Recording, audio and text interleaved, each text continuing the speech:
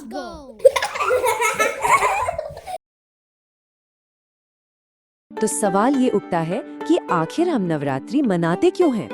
इन 9 रातों के जश्न के पीछे असल में एक बहुत ही जबरदस्त कहानी छिपी है। कहानी की जड़ है ये एक वरदान। तुम्हें कोई देवता या मनुष्य पराजित नहीं कर सकेगा। अब जरा सोचिए, जब किसी को ऐसी ताकत मिल जाए जिसे कोई हरा ही ना सके, तो दुनिया का संतुलन कैसे बिगड़ सकता है?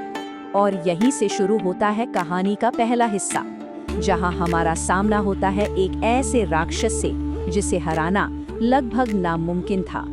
इसका नाम था महिषासुर। आधा इंसान और आधा भैंसा, और ताकत 100 हाथियों जितनी। वो सिर्फ शक्तिशाली नहीं था, बल्कि वो तीनों लोकों पर अपना राज चाहता था। अब जब इतनी शक्ति मिली तो उसका असर तो दिखना ही था। वो अपने वरदान के घमंड में इतना चूर हो गया कि उसने सीधा स्वर्ग पर हमला कर दिया। उसकी ताकत इतनी जबरदस्त थी कि इंद्र समेत सभी देवताओं को भी देवलोक छोड़कर भागना पड़ा। तब सारे देवता परेशान कि इसे हराएं तो कैसे। फिर उन्हें एहसास हुआ कि इसका जवाब तो इसके वरदान में छिपा है। उसे कोई देवता या मनुष्य नहीं मार सकता था। मतलब उन्हें एक ऐसी शक्ति चाहिए थी जो इन दोनों से अलग हो। और इसी जरूरत ने जन्म दिया उस दिव्य शक्ति को, जो कहानी का रुख हमेशा के लिए बदलने वाली थी, देवी दुर्गा।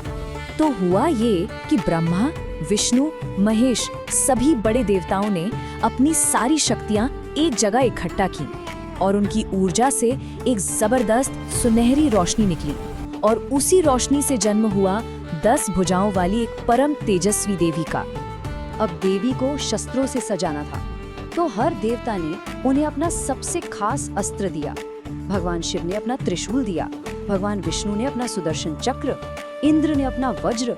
मतलब हर देवता के शस्त्र से वो सुसज्जित थी। वो परम शक्ति का एक साकार रूप थी। और जब महिषासुर ने दुर्गा के बारे में सुना तो वो हंस पड़ा। बोला, एक स्त्री, वो मुझे चुनौती देगी। और यही उसकी सबसे बड़ी गलती थी। उसने स्त्री शक्ति को बहुत हल्के में ले लिया। और बस यहीं से शुरू हुआ इतिहास का वो महासंग्राम, जो अच्छाई और बुराई के बीच 9 रातों तक चला। ये कोई आम लड़ाई नहीं थी, जबरदस्त मुकाबला था। महिषासुर बार बार अपना रूप बदल रहा था। मतलब बुराई की तरह वो भी छल कर रहा था। कभी वो एक बड़ा सा दैत्य बन जाता तो दुर्गा अपनी तलवार से उसके वार को काट देती। जब वो एक खूंखार भैंसा बनकर दौड़ा तो देवी ने उसे अपनी ढाल से रोक दिया। हर छल का जवाब शक्ति से दिया जा रहा था। और ये लड़ाई कितनी लंबी चली होगी, ये एक नंबर सब कुछ बता देता है, 9। पूरे 9 दिन और 9 रात तक ये भयंकर युद्ध चला। सोचिए, धरती और आकाश तक कांप गए होंगे। और फिर 10वें दिन वो घड़ी आ ही गई। देवी दुर्गा ने अपना त्रिशूल उठाया और एक ही प्रहार में महिषासुर के आतंक को हमेशा हमेशा के लिए खत्म कर दिया। और इसी महान जीत से जुड़ा है हमारा आज का त्योहार, जिसे हम विजय के पर्व के रूप में मनाते हैं। तो अब समझते हैं कि ये लड़ाई त्योहार से कैसे जुड़ी है। बहुत सिंपल है, वो जो 9 रातों का महायुद्ध था, वही बन गया 9 रातों का त्योहार, यानी नवरात्रि। और 10वें दिन जो महान जीत मिली, वही बन गया विजय का त्योहार, यानी विजयादशमी। और आज भी हम उस जीत को मनाते हैं ना। जब लोग गरबा और डांडिया की ताल पर झूमते हैं, तो वो असल में उसी युद्ध की ऊर्जा और जीत का जश्न होता है। नवरात्रि के 9 दिनों में देवी के 9 अलग अलग रूपों की पूजा होती है। और दशहरे पर रावण का पुतला जलाकर हम उसी सच्चाई को दोहराते हैं। तो आखिर में इस पूरी कहानी का सार क्या है? इससे हमें आज क्या सीखने को मिलता है?